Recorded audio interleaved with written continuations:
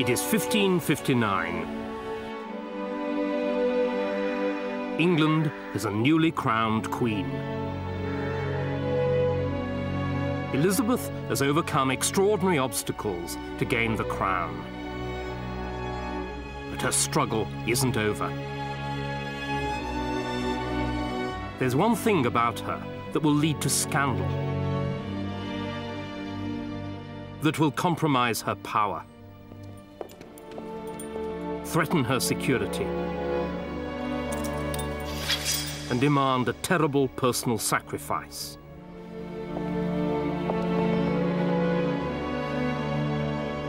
She is a woman.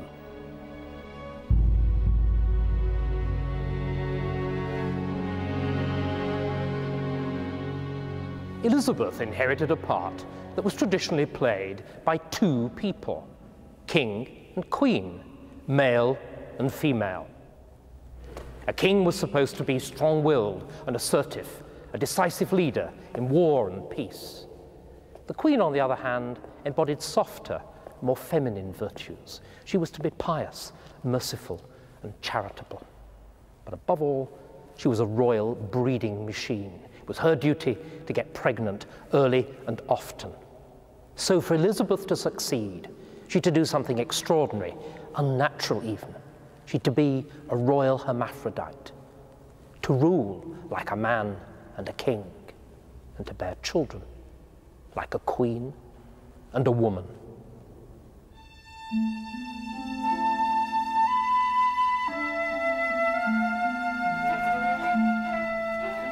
Elizabeth would have to fight to survive, and in a man's world, she would need men to help her do it.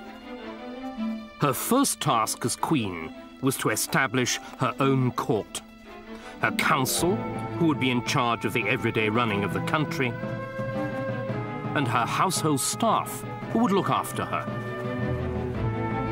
The old regime was Catholic.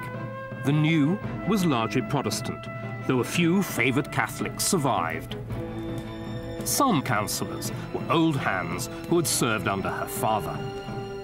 But the top job went to a younger man, William Cecil, who became her Secretary of State. He was 38, serious, brilliant, with an instinctive grasp of politics and a fierce loyalty to the Queen. In a flamboyant age, he dressed in black, and he rode a mule because it was modest and good for his gout.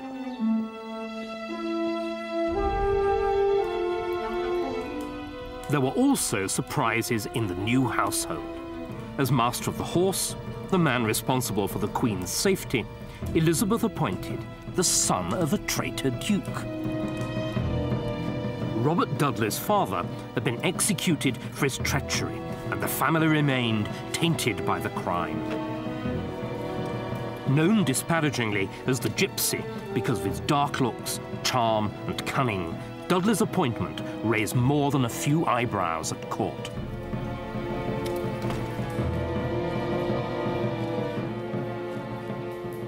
Elizabeth and Dudley were the same age, and they'd known each other in childhood. They may also have met in less happy circumstances here in the Tower, where they were both imprisoned at the same time early in Mary's reign. Elizabeth was in fear of death. Dudley had already seen his father, his brother, and his sister-in-law executed, and he was under sentence of death himself. It was this common experience of imprisonment and imminent death that lay at the basis of that unbreakable, instinctive bond of sympathy that joined the Queen and her favourite. Elizabeth's choice of Cecil was about politics and duty. Her choice of Dudley was about pleasure and desire.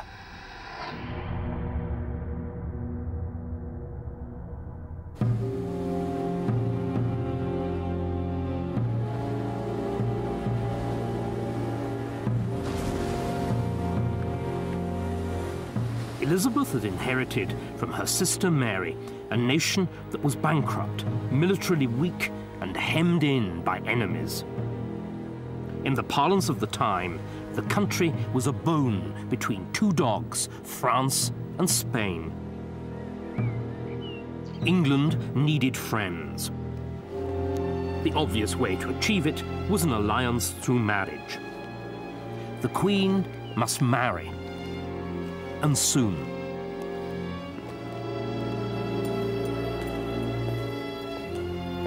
Parliament petitioned the Queen, asking her to pledge herself to a suitable international marriage. 3 days later, she gave her response. Now that the public care of governing the kingdom is laid upon me, to draw upon me also the cares of marriage may seem a point of inconsiderate folly.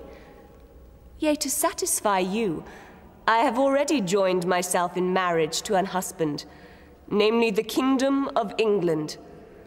And for me it shall be a full satisfaction, if, when I shall let my last breath, it may be engraven upon my marble tomb, "Here lieth Elizabeth, which reigned a virgin and died a virgin."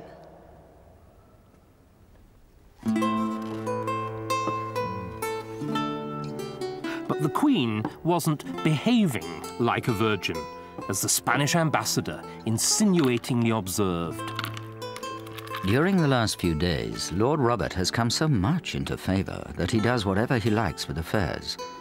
And it is even said that Her Majesty visits him in his chamber day and night.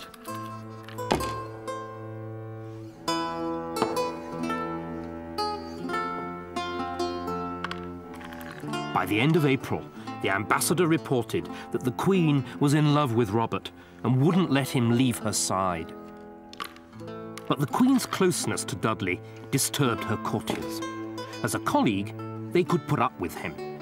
As a potential king, he was intolerable. I think that William was very worried about Dudley indeed. He saw him as a huge threat, both to national prosperity, if he married the Queen, and also to his own position at court. I think he was the one man that really he was fussed about. And also, I suspect there was a certain amount of jealousy. I mean, he adored the Queen, and there was this guy he considered to be rather lightweight coming between him and her, and he certainly did not want him to get married to her. Cecil stepped up the pressure for the Queen to marry a European prince. There was no shortage of candidates. King Philip. King Philip of Spain, Catholic and widower of Elizabeth's sister Mary. Charles IX. He is 16. Charles IX of France, Catholic and a mere sickly boy. Charles of Austria. The Archduke Charles, the most promising candidate, but still a Catholic. Eric of Sweden. No, my lord. Elizabeth was playing hard to get, for reasons that were political as well as personal. She'd seen the problems created by her sister Mary's disastrous marriage to Philip of Spain, and she was determined to avoid them. But actually, that was easier said than done. For if she married a foreigner, how could England avoid the kind of disastrous foreign entanglements which had led to the loss of Calais?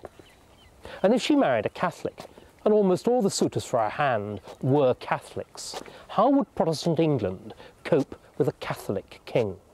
And finally, and above all, how could she be happy if she married a man that she'd never seen? Sometimes she must have reflected it was safer to follow her own inclination and not marry at all.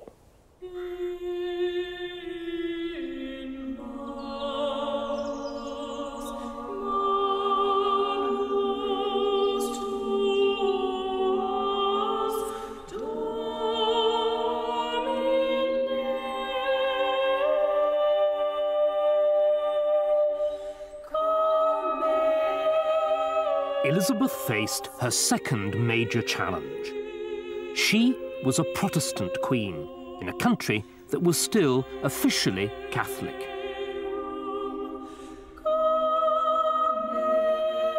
Her Her sister Mary had stamped Catholicism on England with extraordinary violence, burning at the stake over 300 Protestant men, women and children. Elizabeth had finally got Parliament to agree to restore Protestantism in England. Mary's Catholic bishops had fought her all the way, and when they were ordered to swear an oath accepting the Queen as head of the new church, all but one of them refused.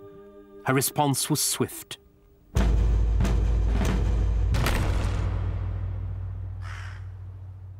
On the 20th of May, 1560, Thomas Watson, Bishop of Lincoln, was sent to the Tower. In the following weeks, many more bishops were arrested as well.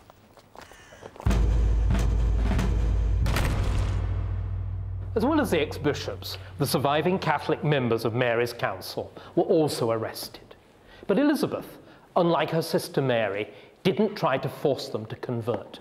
It wasn't her business, she said, to make windows into men's souls. Because Elizabeth was subtler. She insisted only on outward conformity. They had to acknowledge her supremacy, and they were allowed to celebrate Mass only privately. The result deprived Catholicism of the publicity of martyrdom. Instead, it reduced it to something furtive, to be allowed, Elizabeth hoped, slowly to wither away.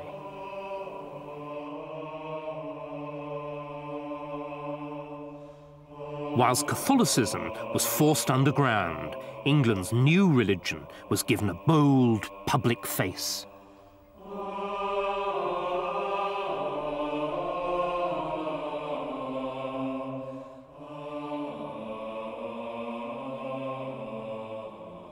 This is the rood screen.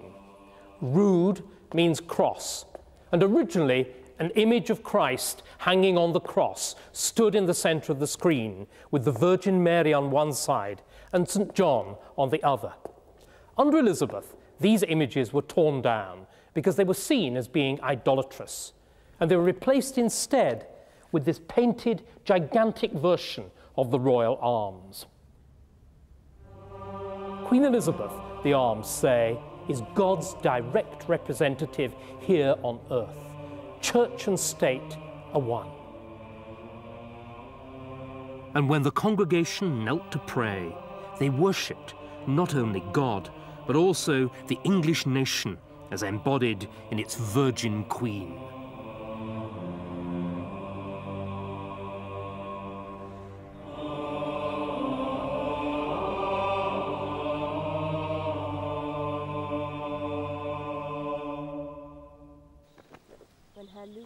But the Virgin Queen's relationship with Robert Dudley was by now a national scandal. Both court and public were appalled at his arrogance, offended by his brashness, and suspicious of his motives. And there was another thing. He was married. Dudley's wife, Amy Robsart, was rumoured to be very ill. Gossip claimed that Dudley was simply waiting for her to die so that he could marry the Queen. Cecil was close to despair and confided in the Spanish ambassador. I met Secretary Cecil, who said that the Queen was going on so strangely that he was about to withdraw from her service. He perceived the most manifest ruin impending over the Queen through her intimacy with Lord Robert. He had made himself master of the business of state and of the person of the Queen, to the extreme injury of the realm, with the intention of marrying her. Last of all, he said there was a conspiracy to kill Lord Robert's wife. It is late on the afternoon of the 8th of September, 1560, at Cumnor Place in Oxfordshire, the home of Lord Robert Dudley, the Queen's favourite, and Amy Robsart, his wife of 5 years' standing. The house has been unusually quiet all afternoon because the servants have been given the day off to attend a local fair. When they return, they find Lady Dudley's body at the foot of the staircase, dead and with her neck broken.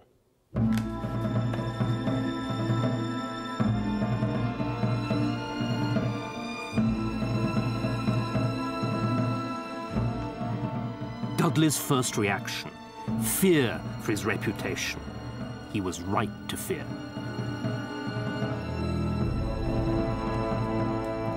A major scandal erupts at court. Queen's favourite murder's wife to clear way to Queen's bed.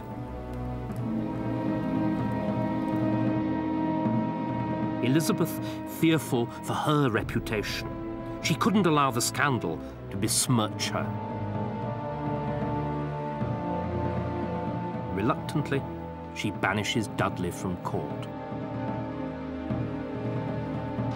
The inquest exonerated Dudley by returning a verdict of accidental death. But his enemies were confident that his reputation was beyond repair, and that he would never recover his all-too-intimate relationship with the Queen.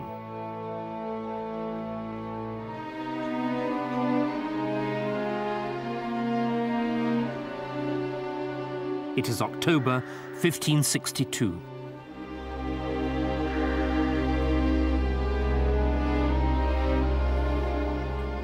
Queen Elizabeth has lain unconscious in a coma for the last 24 hours. Her physicians have diagnosed smallpox, and she is not expected to live.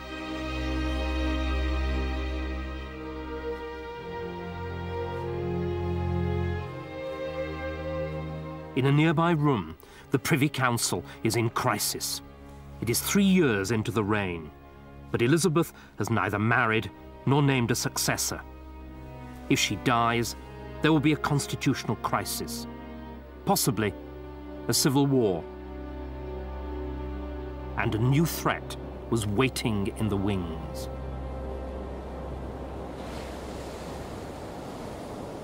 On the 19th of August, 1561, a tall, striking-looking woman stepped ashore at Leith, near Edinburgh. It was Mary, Queen of Scots, returning to her kingdom. There was a thick sea mist that morning. Some later saw this as an evil omen of the sorrow, the darkness, and the impiety which Mary's return was to bring to Scotland. The 18-year-old Queen of Scots had been brought up in France, and she'd not seen Scotland for 13 years. But even when she was back in Scotland, her sights were set on another, greater kingdom, England.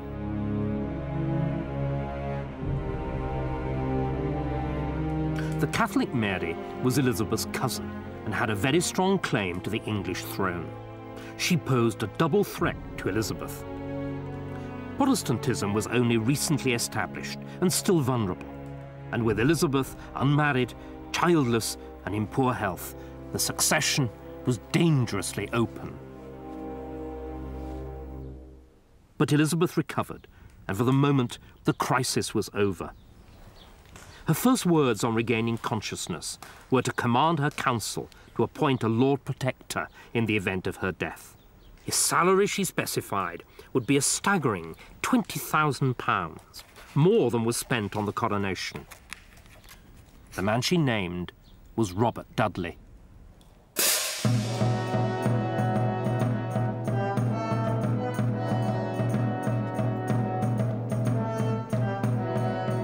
The scandal of his wife's death had died away, and Dudley's reputation had recovered. Now he was back in favour in spectacular style. Only 3 months after her illness, Elizabeth faced a fresh ordeal. Parliament had been summoned for January 1563, and everybody knew that a reluctant queen would be forced once more to confront the issue of the succession. The Parliament was opened with a sermon preached in Westminster Abbey by Alexander Noel, the Dean of St. Paul's. And Noel put into words what most people only dared think. All of the Queen's most noble ancestors have commonly had some issue to succeed them, but Her Majesty yet none. The want of your marriage and issue is likely to prove a plague. If your parents had been of your mind, where had you been then? Alack, what shall become of us? Now, I reckon that's pretty straight talking. It was a very small part of the sermon, but this, if you like, was almost before a state opening of Parliament. Now, I don't know if Dean Noel had been put up to it by Elizabeth's political advisers, or whether he was just speaking for himself. But I do think he was taking a bit of a risk. Noel would not have been the first churchman to be sent to the Tower. He'd had a bit of a run-in at St. Paul's the year before, when he'd given her a prayer book, with pictures of saints, and she took exception to this. This was a kind of idolatry that she'd forbidden. So he was playing with fire a bit, but clearly he was prepared to nail his colours to this particular mast. Noel's tough words set the tone for the Parliament. But again, the Queen hedged and obfuscated. For her, marriage was simply not on the cards. Mary, though, showed no such reluctance and was entertaining the suits of several European Catholics. An alliance between Scotland and one of England's enemies could spell disaster. So Elizabeth requested diplomatic talks with the Scots. For 9 days, she entertained Mary's ambassador, Sir James Melville. She desired to know of me whether my queen's hair or hers was best, and which of the two was fairest. I said she was the fairest queen in England, and mine the fairest queen in Scotland. She inquired which of them was of highest stature. I said, my queen. Then she is too high, saith she. For I myself am neither too high nor too low. There was a final round in this game of diplomacy. Elizabeth offered an English candidate for the hand of the Queen of Scots, Lord Robert Dudley. Her Majesty called him her brother and best friend, whom she could have married, had she ever minded to have taken a husband. But being determined to end her life in virginity, she wished that the Queen, her sister, might marry him. But did Elizabeth really intend to give the man that she'd loved to Mary, Queen of Scots? Well, Robert Dudley, who should have known, took her intentions seriously enough to do everything that he could to scupper the scheme. But actually, there was a lot to be said for it politically. It would have solved the problem of what to do with Dudley. He wouldn't have become King of England, but he would have become king as consort of Mary, Queen of Scots. And it would have solved the problem of what to do with Mary. She'd have been safely married to an Englishman and so kept out of the clutches of a foreigner and the foreign alliance that the English so feared for their northern neighbour. And it would have solved the problem of the succession. There would have been no difficulty about recognising the children of the marriage as heirs to the English throne. But the scheme did fail, not because of Elizabeth, but because of Mary's contempt for the man that she called Elizabeth's horsekeeper.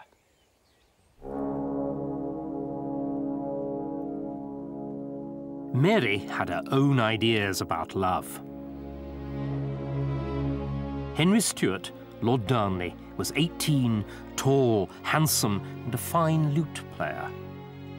Mary described him as the lustiest and best proportioned long lad she had ever seen. When he fell ill, she nursed him. They fell in love. It was a whirlwind romance. And 4 months later, in the Chapel Royal at Holyrood Palace in Edinburgh, they were married. The effect on Elizabeth was dramatic.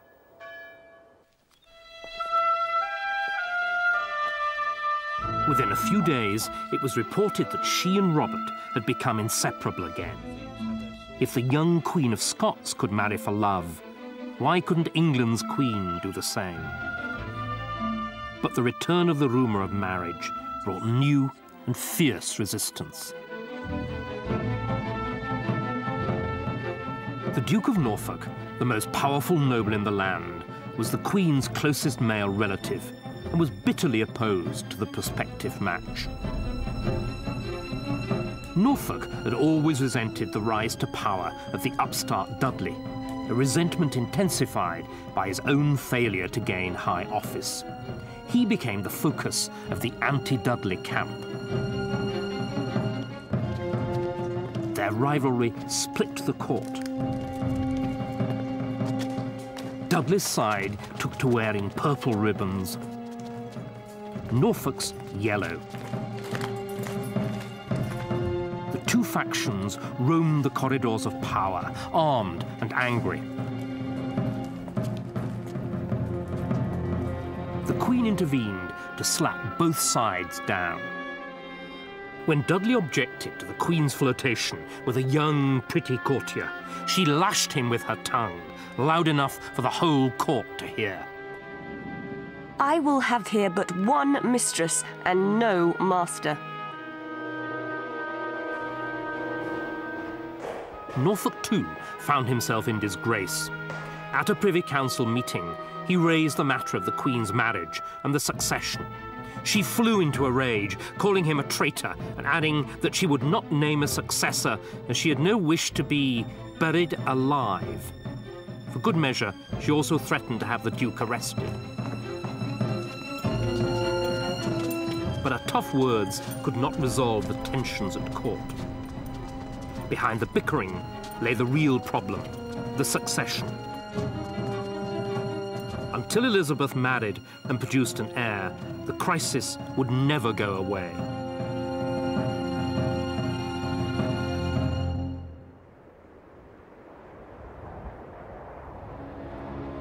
While Elizabeth fought to hold the men of her court together, Mary enjoyed a female triumph.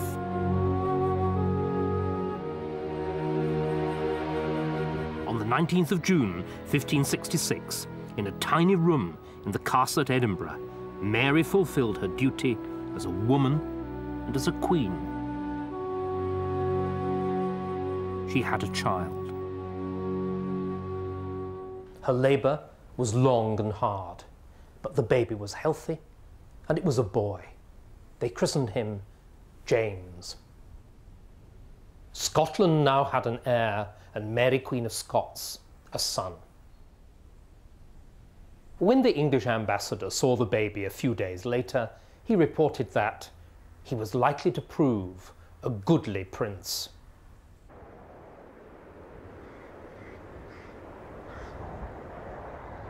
The news was far from goodly for Elizabeth. She burst out to some of her ladies that the Queen of Scots was mother of a fair son, while she was but a barren stock.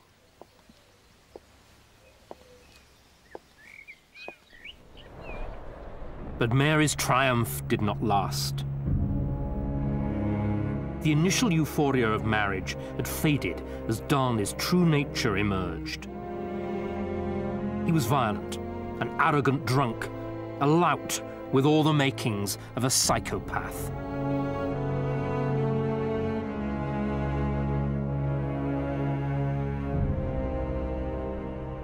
Darnley had become insanely jealous of David Rizzio, Mary's Italian secretary, whom he suspected of having an affair with the Queen. A group of Protestant Scottish lords also hated Rizzio because he was a Catholic and the Queen's favourite. So the two groups of Rizzio's enemies came together and signed a contract to murder him. On the night of the 9th of March, 1566, the conspirators burst in here into the Queen's smallest chamber, where they found Rizzio having one of his late-night tête-à-tête with the Queen. He was dragged outside and stabbed 57 times. The conspirators thoughtfully left Darnley's dagger sticking in Rizzio's belly. Less than a year later, Darnley himself was dead. the house where he was staying, was blown up, and Darnley was found strangled in the orchard. Everything suggested that the man responsible for the crime was James Hepburn, Earl of Bothwell, who was one of Mary's leading supporters. Still worse, the finger of suspicion also pointed at Mary herself. And, as Elizabeth told her bluntly, her behaviour was making a bad situation worse. Madam, my ears have been so astounded and my heart so frightened to hear of the horrible and abominable murder of your former husband, our mutual cousin, that I have scarcely spirit to write. Yet I cannot conceal that I grieve more for you than for him.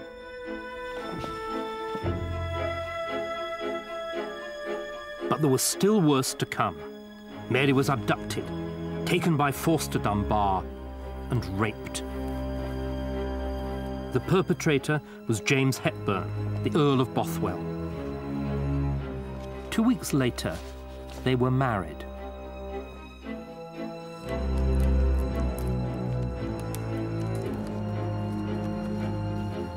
Madam, how could a worse choice be made for your honour than in such haste to marry a subject who, besides other notorious lacks, public fame has charged with the murder of your late husband?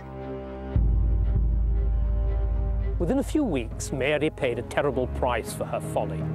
A large party of the Scottish nobility rose up in arms against their scandalous queen. The two sides joined in battle, but Mary's troops melted away without striking a blow. Even her husband, Bothwell, negotiated a safe conduct for himself from the field of battle. Mary was defeated and abandoned.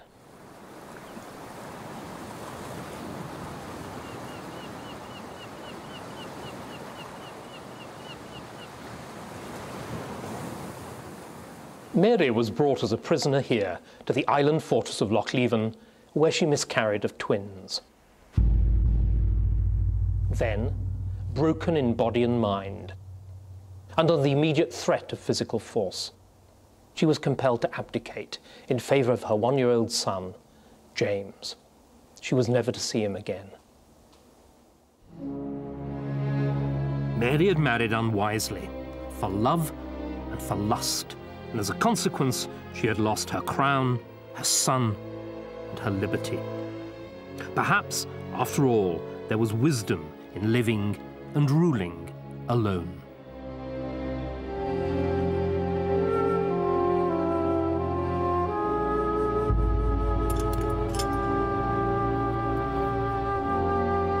To be led from the place of arraignment to the Tower of London, and from thence to the gallows at Tyburn.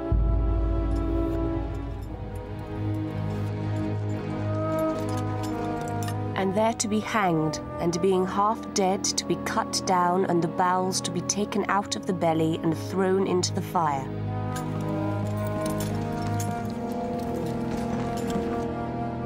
And the head to be cut off, and the body to be divided into 4 parts, and the head and 4 quarters to be set up and disposed at our pleasure.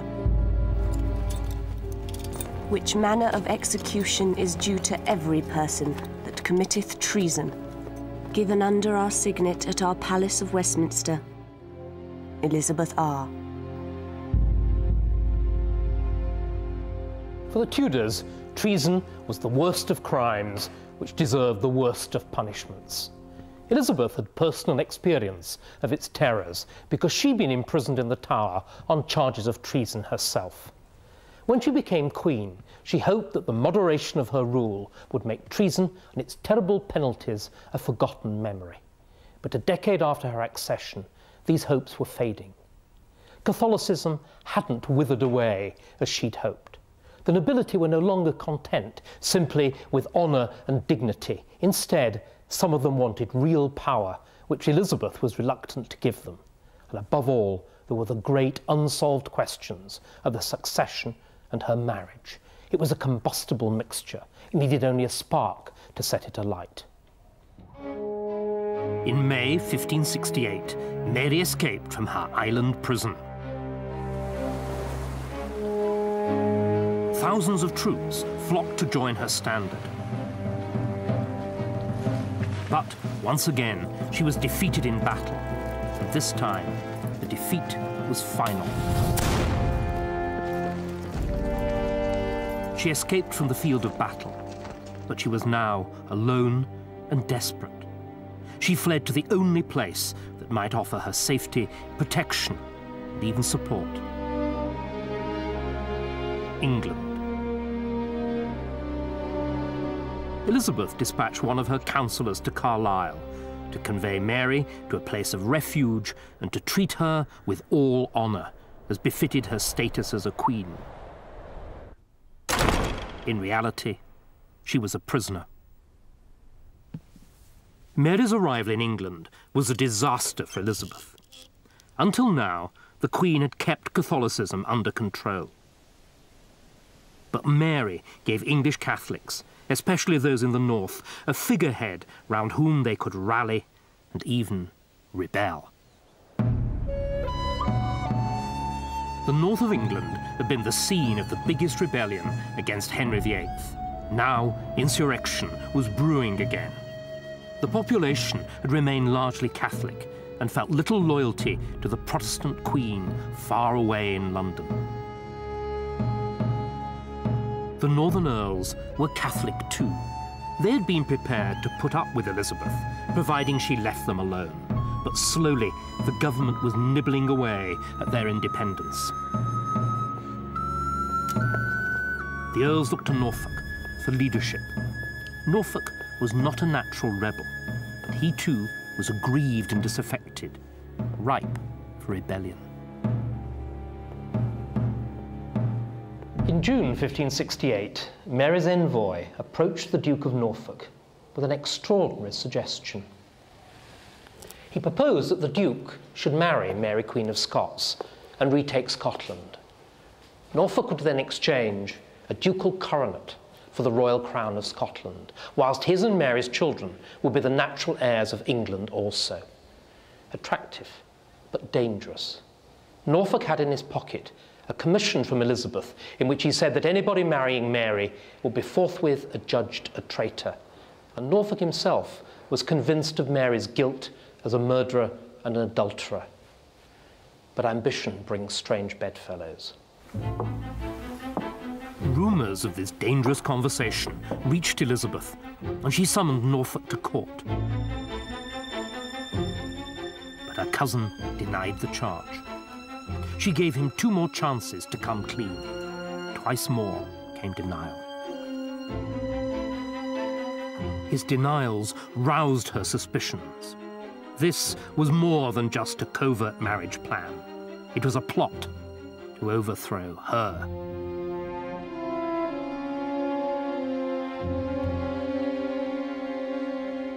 Norfolk suddenly left the Queen's summer progress and returned here to the Charterhouse, his London residence. He agreed to join in a plot hatched by the Earls of Westmoreland and Northumberland. The Earls would raise the north, liberate Mary, Queen of Scots, and bring about her marriage to Norfolk. All the north Northumberland boasted would rebel at his command.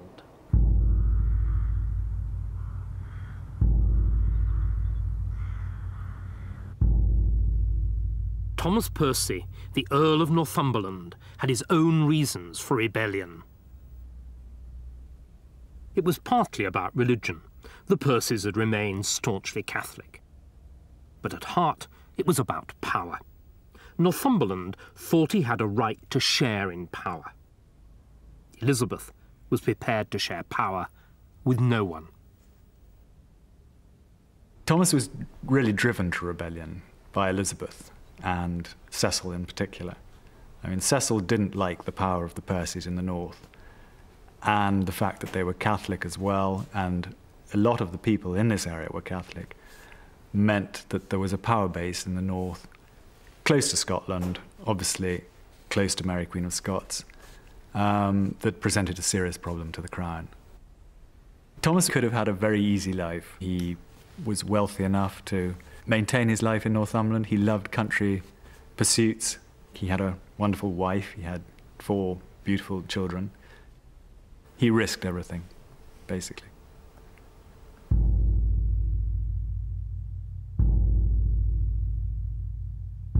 But the risk was too much for Norfolk. He wrote to Northumberland, begging him to cancel the rising.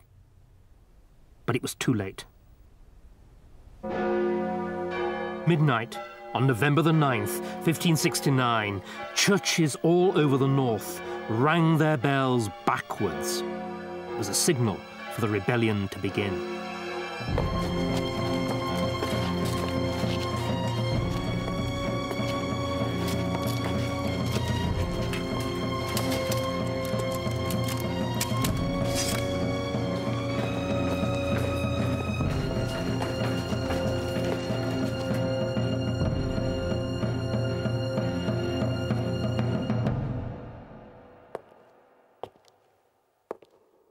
On the 10th of November, the rebel earls entered the city of Durham and broke open the doors of this great cathedral. And here they performed an act of calculated defiance. They tore up and burned the Protestant Bibles and prayer books, the symbols of the new religion. And they celebrated the central mystery of the old by attending a Catholic mass. They had crosses on their armor, and they carried the badge and the banner of the 5 wounds of Christ. It looked like a holy war, a crusade.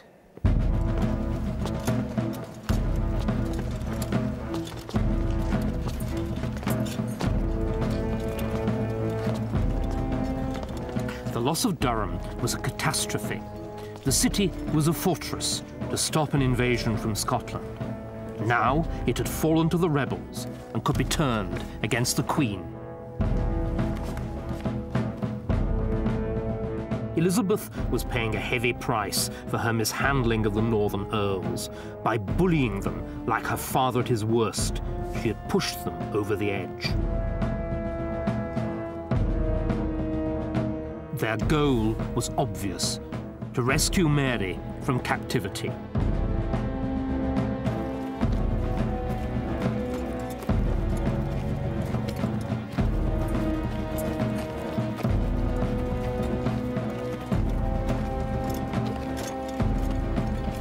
Mary was imprisoned at Tutbury in Staffordshire. If they managed to reach her, they would hold not only half of England, they would have an alternative queen. Elizabeth acted decisively. She had her cousin move further south to Coventry, well inside the Protestant heartland and beyond the rebels' reach.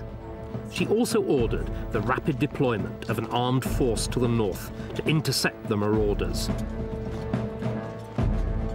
The rebel earls had advanced south confidently, expecting that other noblemen would join them. So, when they heard instead that the southern lords were marching against them, with royal troops in overwhelming numbers, they were taken off guard. They decided to retreat, to fight on their own territory. But the retreat not the stuffing out of the rebellion. Their troops melted away, and the earls fled towards Scotland.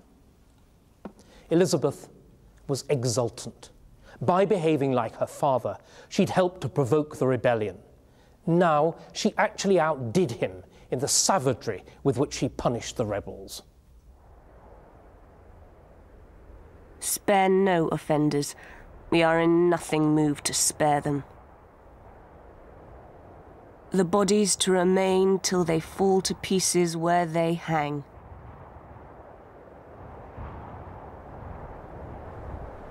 "700 men were put to death, including the Earl of Northumberland.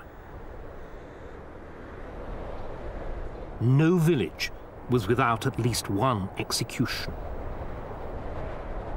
Lands were seized and distributed amongst Elizabeth's Protestant supporters.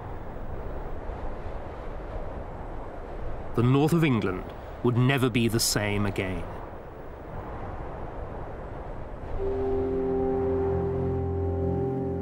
Norfolk was arrested, but there wasn't enough evidence to execute him for treason. But, whilst under house arrest, he became involved in a new plot, masterminded by the Italian banker Ridolfi. The conspirators were careless.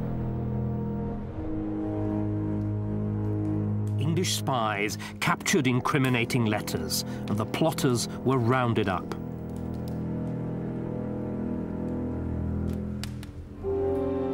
It was more than enough to seal Norfolk's fate.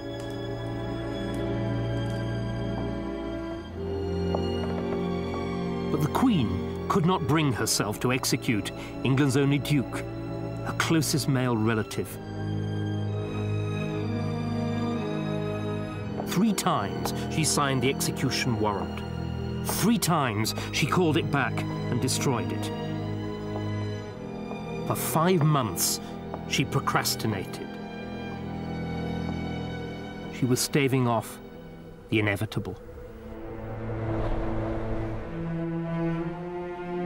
Thomas, Duke of Norfolk, late of Kenninghall in the county of Norfolk, was this day arraigned he should be led from the place of arraignment to the Tower of London, and from thence should be drawn and his body to be divided into 4 parts, and his head and 4 quarters to be set up and disposed, and his head to be cut off, and his body to be divided into every person that committeth treason.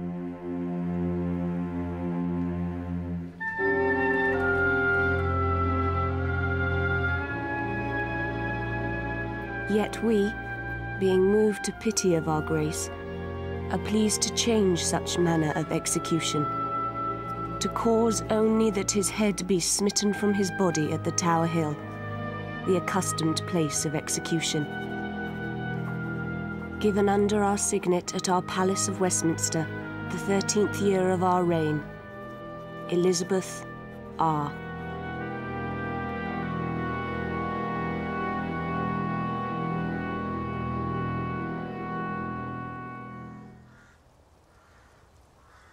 On the morning of the 2nd of June, 1572, Norfolk was led to the scaffold. Fastidious to the last, he rearranged the straw, knelt down, stretched out his neck, and then as the crowd murmured, "Lord Jesu, have mercy on thy soul," the executioner cut off his head with a single stroke.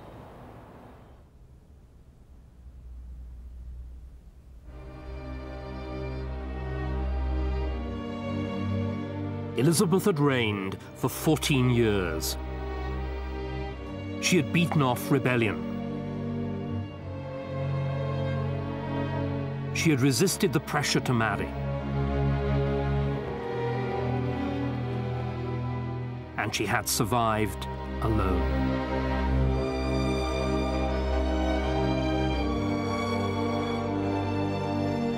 But Mary and religion had divided her country, and her Catholic enemies abroad were marshalling their forces.